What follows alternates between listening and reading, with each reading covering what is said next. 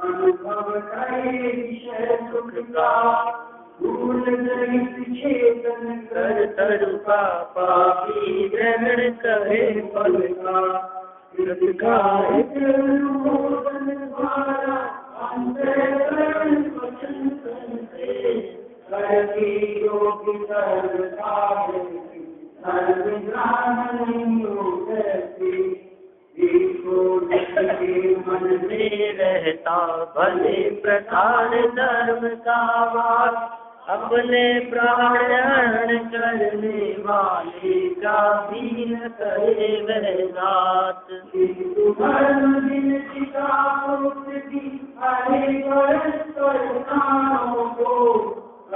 धर्म ही सब जीवों का एकमात्र रक्षक जानो, पाप नहीं सुख भोग मात्र से, धर्म घात से होता पाप नहीं। अजीर्ण मिष्टान से, अति भोजन से अपने आप।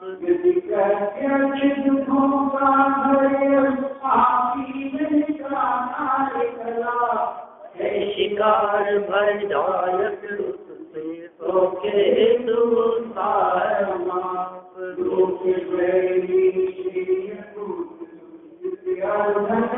मानव से जो धर्म जो भयमूर्ति और पश्चिम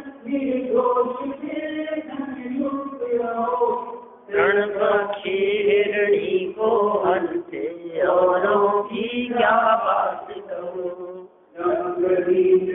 चुगली चोरी झूठे और हत्या छोड़ो, धर्म अर्थ यश पुण्य और सुख उभय लोक में प्राप्त करो। धर्म अर्थ यश पुण्य और सुख उभय लोक में प्राप्त करो।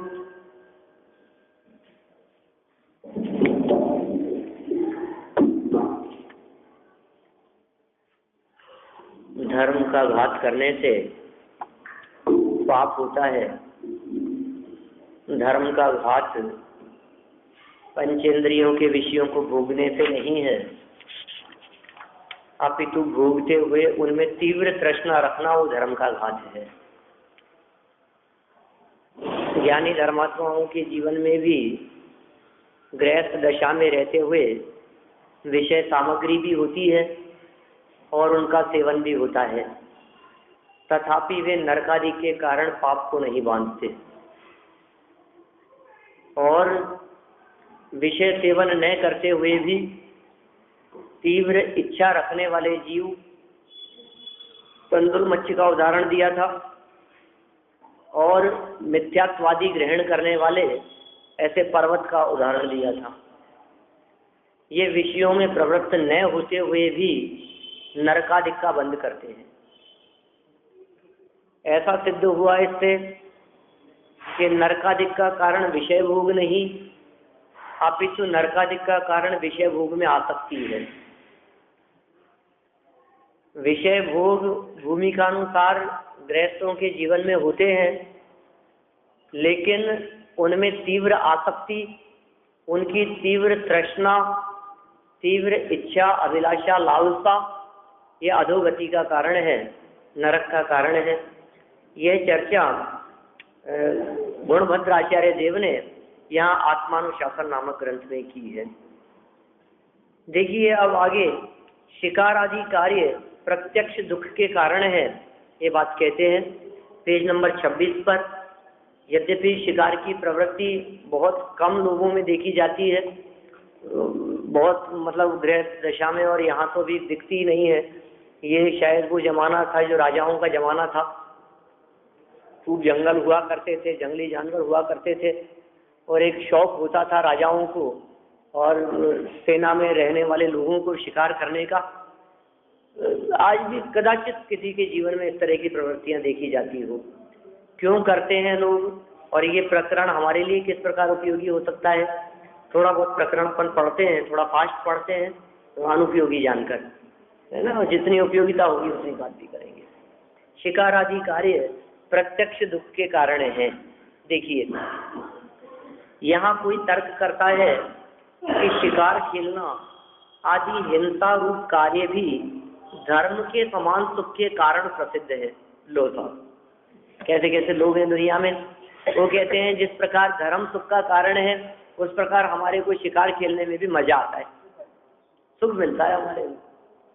जिस प्रकार धर्म से सुख उत्पन्न होता है उसी प्रकार शिकार आदि कार्यों से भी सुख होता देखा जाता है। इसलिए धर्म के घातक आरंभ से पाप की उत्पत्ति क्यों कहते हो?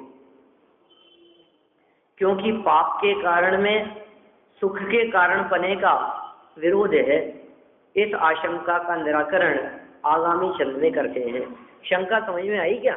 शंका क्या है?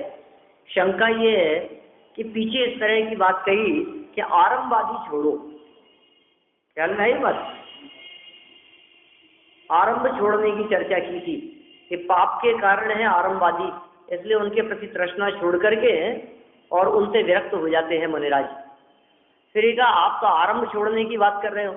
आरंभ का मतलब घर गृहस्थी के कार्यों में जिन प्रवृत्तियों में हिंसा होती हो उसका नाम है आरंभ। घर में रहते हुए, गृहस्थ दशा में रहते हुए भी हिंसा होती है ना, वो तो आरंभ के काम। आरंभ परिग्रह, दो शब्द मिलते हैं, सुने होंगे आपने, बहुत प्रसिद्ध है आरंभ परिग्रह। तो परिग्रह माने तो धन धान्य आदि सामग्रियों का जोड़ना, वो परिग्रह है। आरंभ किसका नाम है?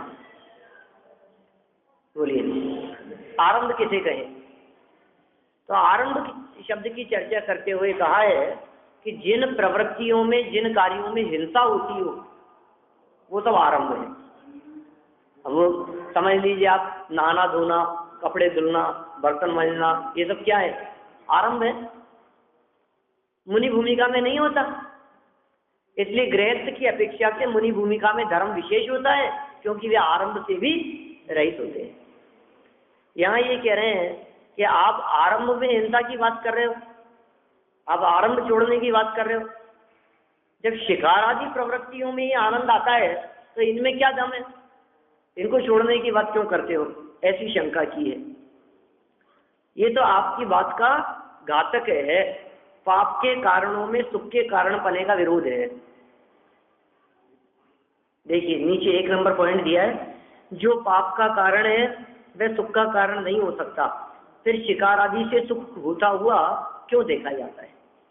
बोलो, पाप से सुख नहीं हो सकता ना, लेकिन शिकार तो पाप है, फिर सुख क्यों देखा जाता है? उसमें आनंद क्यों आता है? शार्दूल विक्रीडित छंद है, देखें जरा क्या कहते हैं। अप्येतन मृगयादिकम यदि तव प्रत्यक्ष दुखास्पदम पापेराचरितम दुरातिभयल सौख्याय संकल्पतः संकल्पम तमनुचितेन्द्रिय सुखे रासेविते धनैर् धर्मे कर्मणि किं करोति न भवान् लोकद्वय श्रेयसी। यदि प्रत्यक्ष दुखों का हर्य रूपापी जनता कार्य चला शिकार बन जायत तो हेतु बनता है मां लोक द्वय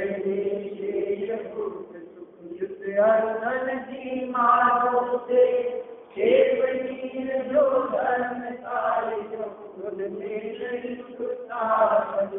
देखिए अर्थ देखिए इसका, ये शिकार आदि कार्य प्रत्यक्ष ही दुख के स्थान हैं, पापी जीवों द्वारा किए जाते हैं, भविष्य में नरकादि में अत्यंत भय उत्पन्न कराने वाले हैं। ठीक है, ये सब जानते हैं बातें। ये शिकार आदि कार्य, शिकार आदि शब्द के अंदर सप्त व्यसन लगा लेना, यहाँ अकेले शिकार की बात नहीं है, शिकार आदि कार्यों की बात कर रहे हैं ना।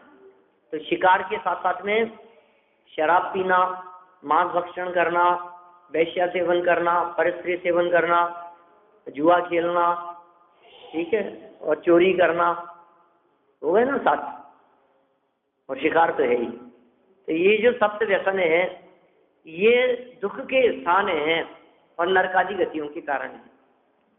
बनारसी दास जी ने ऐसी पंक्तियां लिखी है, 7 व्यसन के नाम बतलाते हुए उन्होंने उल्लेख किया है। जुआ, आमिष, मदिरादारी, आखे टक चोरी पर नारी, यही 7 व्यसन दुखदाई, दुरित मूल दुर्गति के भाई। 7 नाम बता दिए 2 लाइनों में। जुआ, आमिष, आमिष मतलब होता है मांस भक्षण करना। जुआ, आमिष, मदिरादारी, आखे टक मतलब शिकार, आखे टक चोरी पर नारी, यही 7 व्यसन दुखदाई, दुरित मूल, दुरित मतलब पाप, पाप के मूल है, दुरित मूल दुर्गति के भाई, और दुर्गति के स्थान है। ये कह रहे हैं सब जानते हैं ये बात, भविष्य में नरकादिक दुख उत्पन्न कराने वाले हैं। ऐसा होने पर भी तू उनमें सुख प्राप्ति हेतु मन के उल्लास रूप संकल्प करता है, लेकिन तू ऐसा संकल्प धर्म कार्यों में क्यों नहीं करता? जितना उत्साह तुझे उन कार्यों में दिखाई देता है, उतना उत्साह धर्म कार्यों में क्यों नहीं होता? कहते हैं वे धर्म कार्य जिन्हें इंद्रिय सुख की प्राप्ति हुई है, ऐसे बुद्धि रूपी धन युक्त पुरुषों द्वारा किए जाते हैं और इस लोक परलोक में कल्याणकारी है। शिकार आदि कार्य तो दुख के कारण है, और उसी उत्साह से यदि तू धर्म कार्यों में लगे तो सुख की प्राप्ति होगी। और वे धर्म कार्य कैसे हैं कि बुद्धि रूपी धन युक्त पुरुषों द्वारा किए जाते हैं। जिनके पास में बाहर में पैसा है उनके द्वारा धर्म किया जाता हो तो बात नहीं कह रहे, लेकिन बुद्धि रूपी धन जिनके पास में है, कौन से धन की बात कर रहे हैं? बुद्धि, वो धन है। बुद्धि रूपी धन जिनके पास में है, वे अपने बुद्धि रूपी धन का प्रयोग धर्म कार्यों में करते हैं। वे इस लोक और परलोक में कल्याणकारी हैं। देखिए भावार्थ, तो शिकार आदि कार्यों को सुख का कारण मानता है, परंतु उनमें खेद, क्लेश और विशेष आकुलता होती है, इसलिए वे प्रत्यक्ष दुख के स्थान हैं। तुझे इन कार्यों को करने का उल्लास होता है, इसलिए वे तेरी मान्यता में सुख के कारण भाषित होते हैं। तुझे उसमें उत्साह आता है इसलिए सुख के कारण लगते हैं, नहीं वे सुख के कारण। जब दुख के स्थान ही तेरी मान्यता में सुख के कारण भाषित होते हैं, तो खेद, क्लेश और आकुलता घटने से जो प्रत्यक्ष सुख के स्थान है, ऐसे धर्म कार्यों में यदि तू सुख माने तो वे सुख के कारण क्यों न होंगे?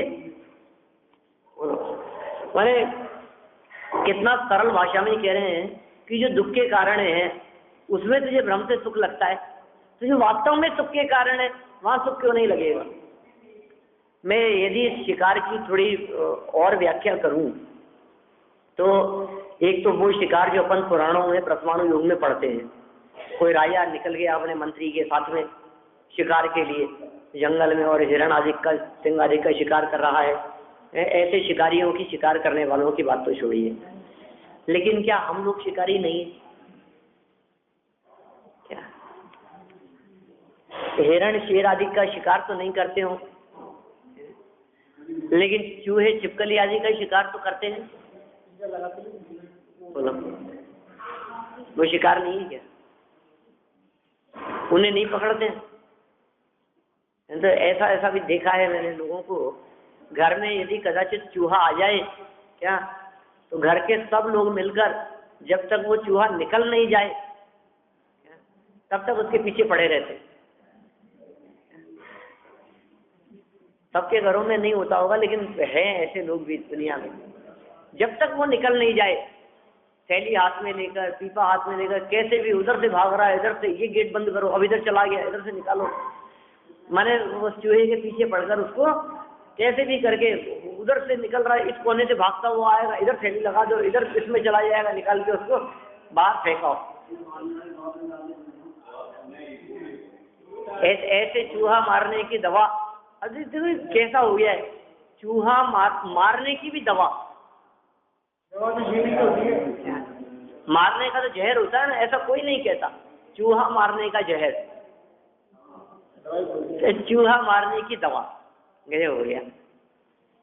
खैर, इस तरह से चूहा मारने की बात, छिपकलियों को मारने की बात, कॉकरोच आदि को मारने की बात, और वो मच्छर मारने वाले तो आजकल कितने चलती है चीजें मच्छर मारने के लिए, ये सब शिकारियों के काम है।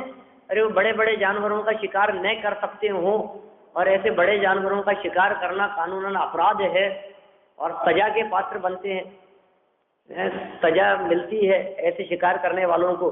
तो हम क्या करते हैं, चूहे पकड़ करके ही सही, ठीक है ना, और कुछ नहीं, ऐसे नहीं पकड़ते हो तो पिंजरा लगा देंगे उनके लिए, ठीक है ना, ये उसमें पकड़ में आ जाए। ये सब बहुत, और क्या करते हैं कि उसमें यदि चूहा पकड़ में आ जाए तो खूब आनंदित होते हैं, मजा आ गया। एक छिपकली को कमरे से बाहर निकाल दिया तो आनंद आ गया अपने को, मच्छर मुक्त कर दिए, एक मच्छर नहीं बचा कमरे में, सब मार दिए।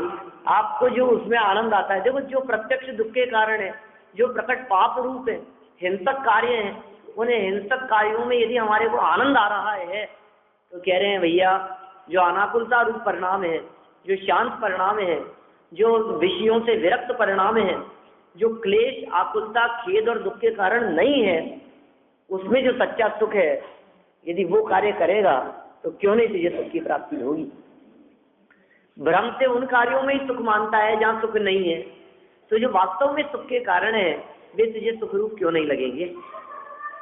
देखिए आगे, यदि तू समझता है कि शिकार आदि कार्य तो भोगियों द्वारा किए जाते हैं और धर्म कार्य योगियों द्वारा किए जाते हैं, तो ऐसा नहीं है। शिकार आदि कार्य तो पापी लोग ही करते हैं और धर्म कार्यों को चक्रवर्ती आदि महाभोगी भी करते हैं। मुझे ऐसे लगता है कि देखो भाई, हम तो भोगी हैं और आप बात कर रहे हो योगियों की, हम योगी तो है नहीं। आप जो बात बतला रहे हो तो योगियों की बात बतला रहे हो, हम योगी नहीं है, हम तो भोगी हैं, इसलिए हमारे माध्यम से शिकार आदि कार्य हो उसमें कोई बाधा नहीं है। लेकिन जो काम आप बतला रहे हो ये काम तो हमसे नहीं हो सकते, ये योगियों के काम है। ये कह रहे हैं ऐसा नहीं है, इस भ्रम में मत रहना। शिकार आदि कार्य भोगियों के द्वारा नहीं तो किसके द्वारा किए, ये कह रहे हैं पापी लोगों के द्वारा किए जाते हैं। और धर्म कार्य योगियों के द्वारा नहीं, महाभोगी चक्रवर्ती लोग भी करते हैं। जिससे भविष्य में सुख हो ऐसे दुख में भी सुख मानना चाहिए। क्या कह रहे हैं, जिससे भविष्य में सुख हो ऐसे दुख में भी सुख मानना चाहिए। माने ऐसा कहना चाह रहे हैं कि भविष्य में सुख का कारण, मान लीजिए यदि व्रताधिक का ग्रहण करना है तो वर्तमान में भले ही दुख रूप लगे लेकिन उसमें सुख मानना चाहिए, क्योंकि वो सुख के कारण है। जैसे समझ लीजिए आप खूब पढ़ेगा लिखेगा तो अच्छी जॉब लगेगी, है ना, अच्छा बड़ा आदमी बन जाएगा। हर माता पिता अपने बच्चों को ये शिक्षा देते हैं। वे कष्ट पा करके भी, रात की नींद खराब करके भी खूब पढ़ना, मेहनत करना, ठीक है ना।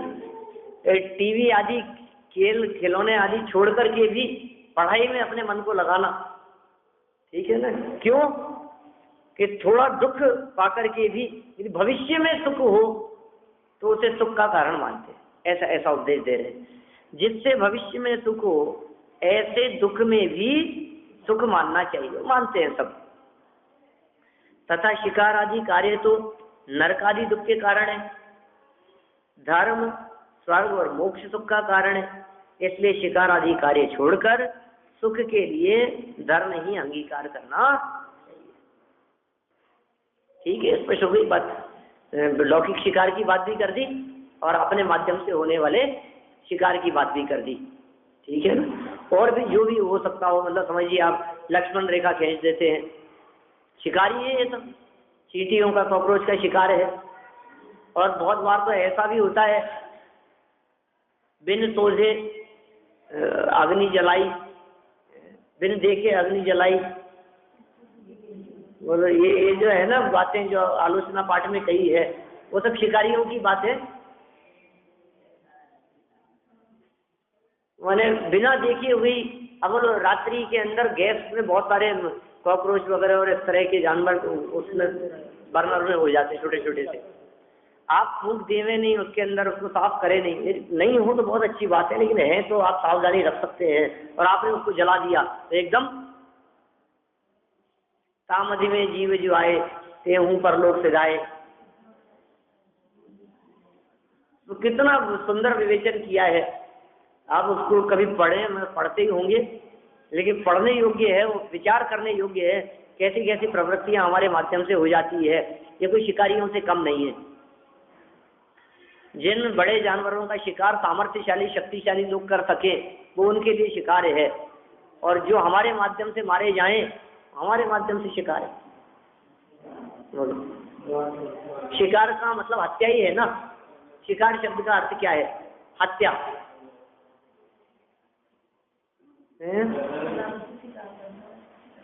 हाँ, जानबूझ के करता है, ये सब ऐसी प्रवृत्तियां हैं। तो जितना अपन इन प्रवृत्तियों से बच सके और हमारे लिए शिकार, बोलो आप। अब देखो, एक तरफ तो अपन ने डायरेक्ट शिकार की बात करी, अब दूसरे प्रकार से बात करें तो हमारे लिए शिकार, जो लोग चमड़े आदि की वस्तुओं का सेवन करते हैं वे स्वयं तो शिकार नहीं करते, लेकिन उनके लिए शिकार किया जाता है।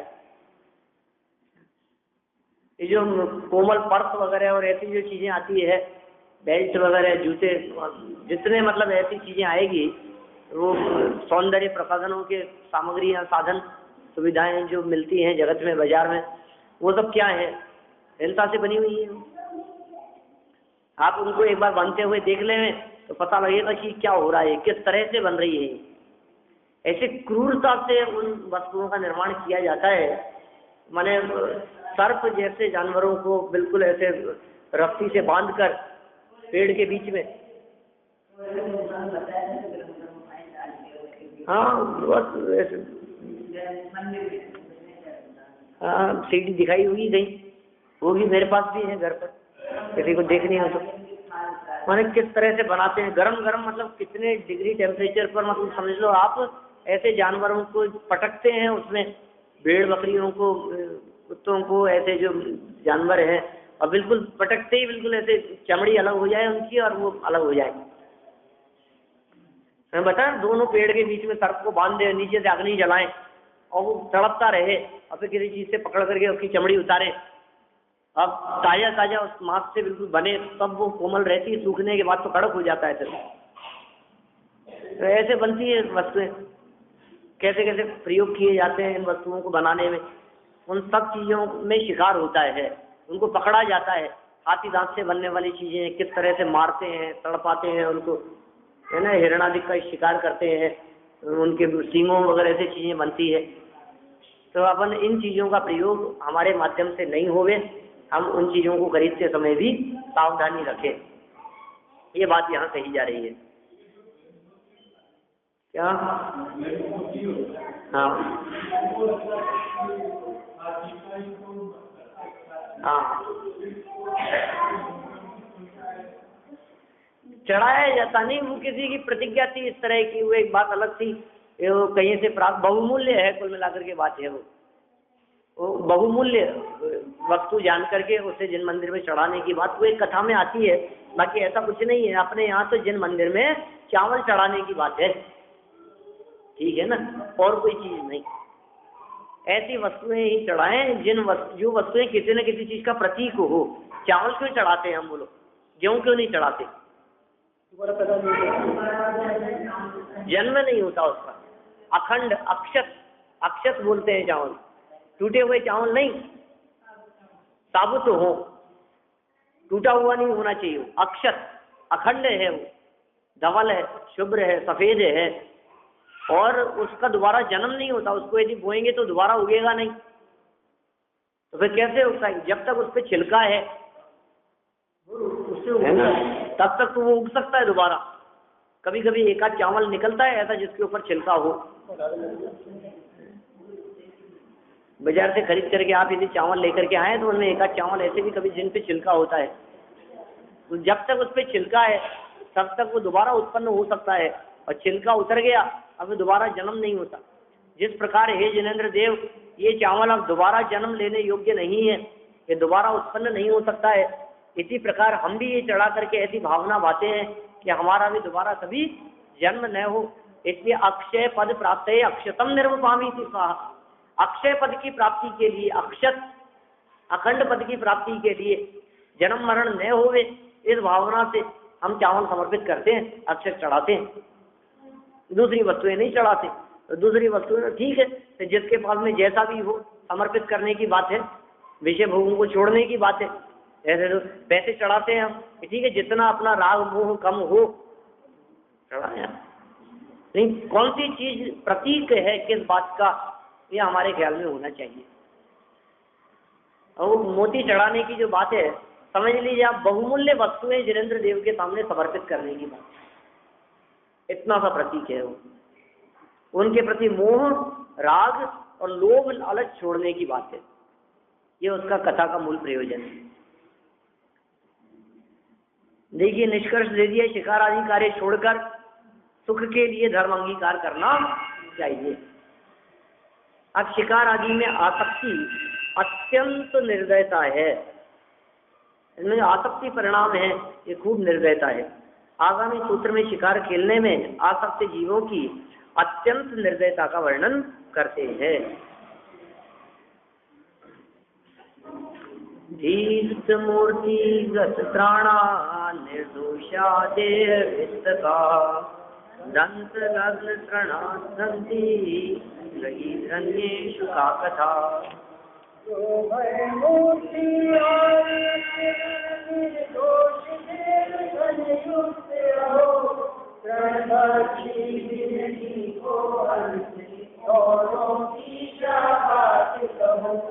बोलो आप ऐसे कैसी बात कर रहे हैं?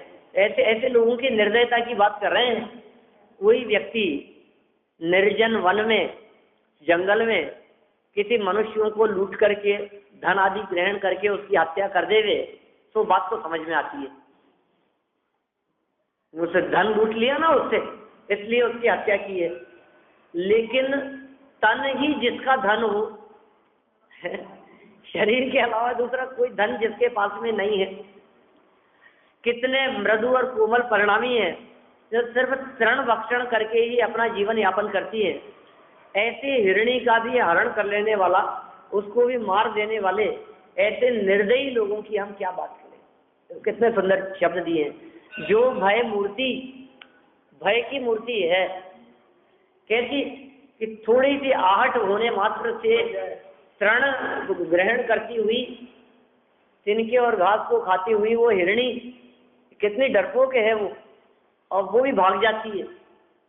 थोड़ी सी आहट आवाज सुनने मात्र से उसको भी छोड़ करके चले जाती है। और अशरण है, जिसका रक्षक कोई नहीं है, निर्दोष है, शरीर रूपी धन से युक्त है, देह धन युक्त हो, ऐसी तृणभक्षी हिरणी को हनन कर देते हैं। औरों की क्या बात कहो, उसको भी मार देते हैं, तो फिर औरों की क्या बात करें हम।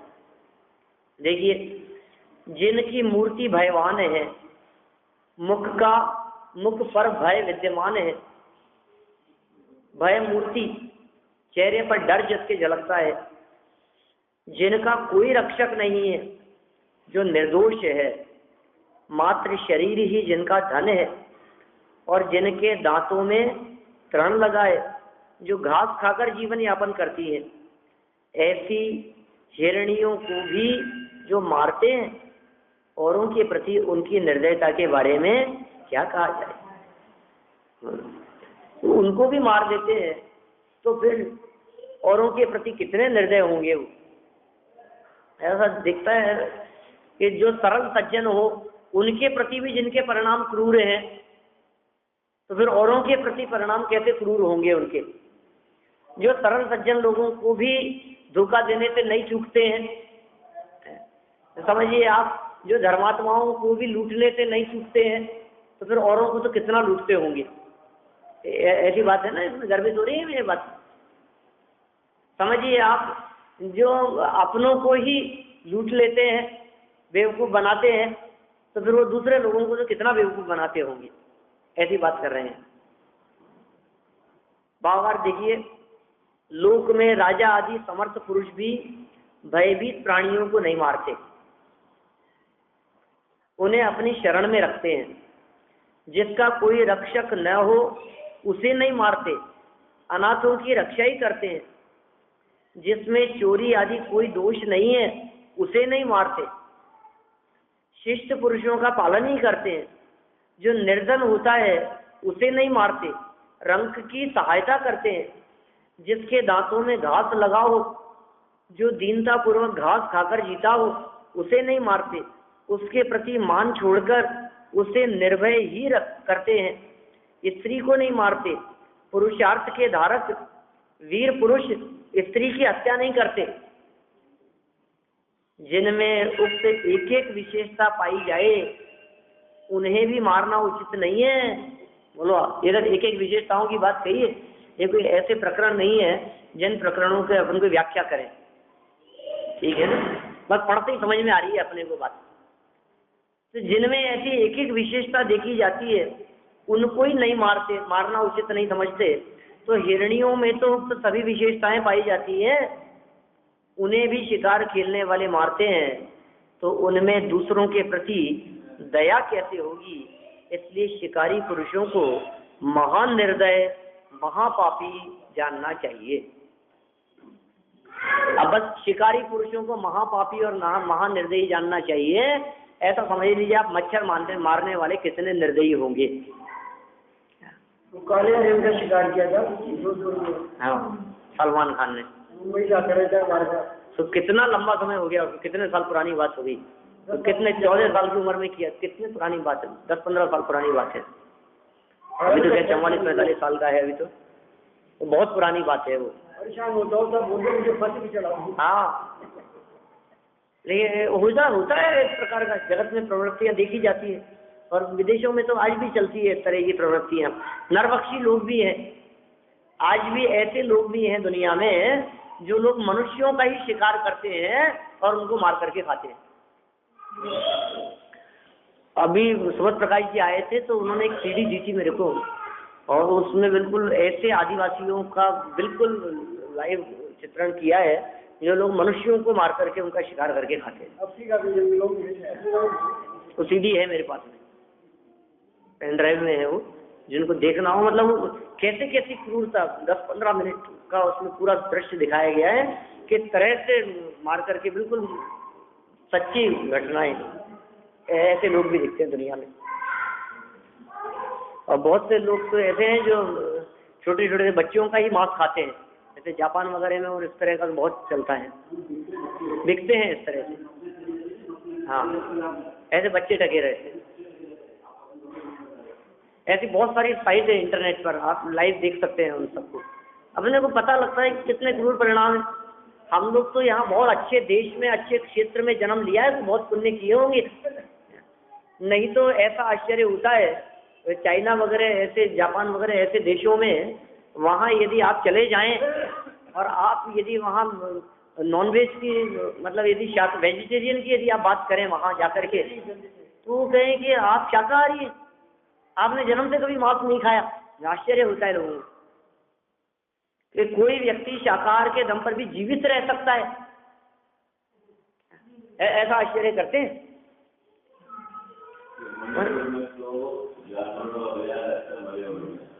हाँ, लगता हूँ साउथ में है ही ऐसा ही। मेरे को मिले थे साउथ इंडियन थे, वो ये कहते थे कि हमारा तो मछली आदि के बिना हमारा तो भोजन ही नहीं होता हमारा।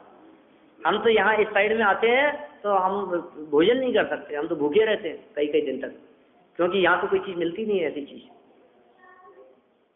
हम शहर में रहते थे, यहाँ मुसलमानों का पीछे इलाका था, तो मछलियाँ बिकती थी, मछलियों के टोकरे आते थे बिकने के लिए, ऐसा। हाँ, सबको पता लगता है, समझते सब है, सब पैनी पंचेंद्री है, अंदर में उसको पता लगता है कि क्या होने वाला है।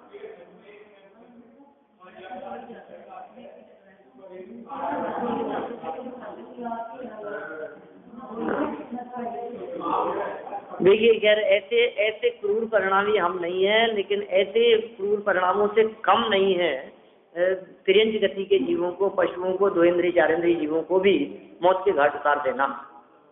चींटियों को बहाते समय, ठीक है ना, ऐसे छोटे छोटे जीवों को बहाते समय, समझिए आप, जुओं को पानी में डालते समय हमारे को विचार करना चाहिए कि ये हमारी कैसी क्रूरता और निर्दयता का परिणाम है, ठीक है ना। सब बातें उसमें शामिल होंगी, जो भी थोड़ा सा है बहुत जानना क्या क्या कहे। आप समझिए हमारे माध्यम से जो प्रवृत्ति हो रही है उस प्रवृत्ति में हम कितना सावधान रह सकते हैं, ये कहना चाह रहे हैं। चलिए इस प्रकरण को संपन्न हो गया, ये आगे नया प्रकरण पढ़ते हैं अपन। ऐसी बातें थी जो अपने करने योग्य नहीं है, और जिन प्रवृत्ति, कम से कम चमड़े से बनी हुई वस्तुएं नहीं पहने, सावधान रहे। बिना चमड़े की वस्तुएं बहुत मिलती है, सब चीजें मिलती है, हम सावधान रहे क्या पहनना है, ठीक है। हाँ, सब सिल्क आदि भी उसी में शामिल है। एक सिल्क की साड़ी बनने के ना मालूम कितने करोड़ों कीड़े मरते हैं, तब जाकर के एक सिल्क की साड़ी बनती है, एक कपड़ा बनने में। हमें लगता है कि सब हमारे लिए थोड़ी ना, वो तो मर चुके, अब आप खरीद रहे हैं। अरे आप खरीदते हैं इसलिए आपके निमित्त से बनते हैं वो सब। झूठ और चोरी के त्याग की प्रेरणा, आगे ये हिंसा के त्याग की बात कही थी। मतलब समझिए आप, शिकार शब्द में हिंसा लगा लेना, हिंसा शब्द शामिल है उसमें, क्योंकि आगे झूठ चोरी की बात करते हैं। झूठ और चोरी के त्याग की प्रेरणा, हिंसा के त्याग रूप व्रत में दृढ़ता उत्पन्न करने के बाद, झूठ और चोरी के त्याग रूप व्रत में दृढ़ता उत्पन्न करने हेतु आगामी चंद कहते हैं, उनके त्याग की प्रेरणा देते हैं।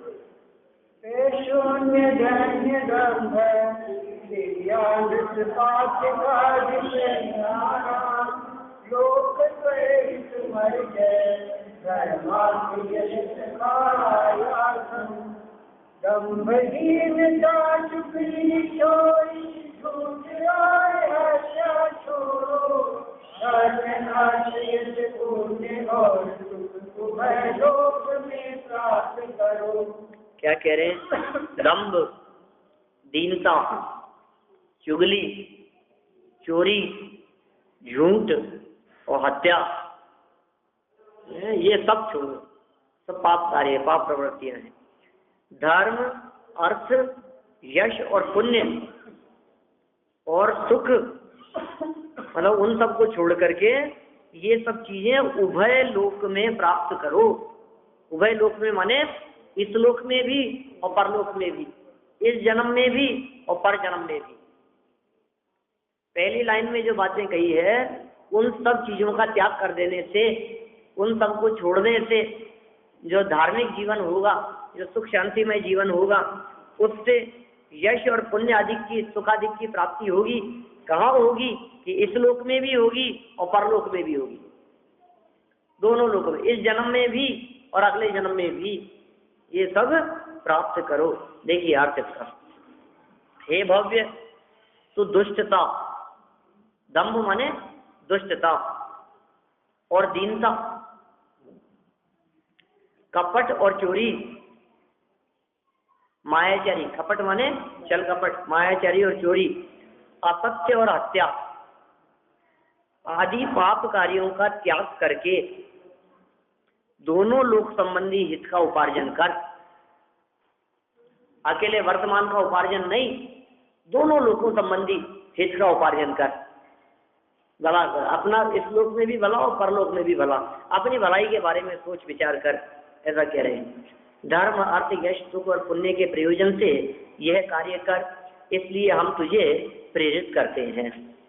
देखिए आगे, इसको भी पढ़ देता हूँ, भावार्थ को भी, है ना। जो झूठ और चोरी में गर्भित है, ऐसे दुष्टता, दीनता, ठगपना, चौर कर्म और असत्य भाषण आदि महापाप रूप घातक पातक कार्यों का त्याग करना चाहिए। पातक मतलब गिरा देने वाले, ऐसे कार्यों का त्याग करना चाहिए।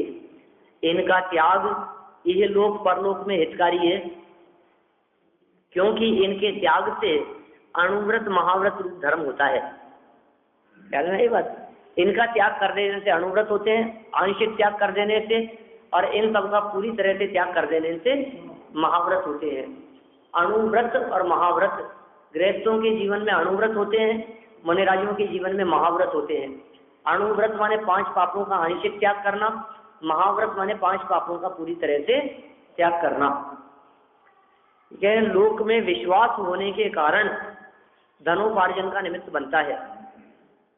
लोक विरुद्ध कार्य छोड़ने से यश का कारण होता है।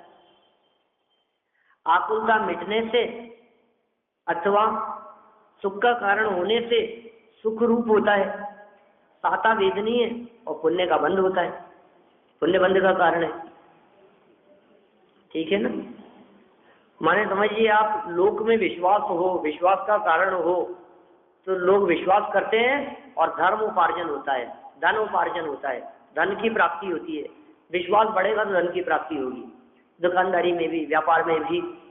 लोक विरुद्ध कार्य को यदि छोड़ देगा तो यश प्रतिष्ठा होगी, और आकुलता मिटेगी तो सुख उत्पन्न होगा, और साता वेदनी कर्म के कारण पुण्य बनेगा। इसलिए हे भव्य, तुम इहलोक और परलोक में इनके त्याग को हितकारी जानकर यह कार्य अवश्य करो। माने कौन सा कार्य करें कि ये सब चीजें यदि छोड़ दोगे तो साता वेदनी कर्म पुण्य बंध का कारण होगा, और पुण्य से इस लोक और परलोक में सुख की प्राप्ति होगी। इसलिए पाप कार्य छोड़कर हितकारी कार्यों में अवश्य लगो। इस तरह की प्रेरणा दी है। जैसा का पुण्य बंध होने से क्या होगा? तो पुण्यशालियों को उपसर्ग भी दुखदायक नहीं होते। नीचे मार्मिक बात कही है, अपन कल इस विषय को आगे बढ़ाएंगे।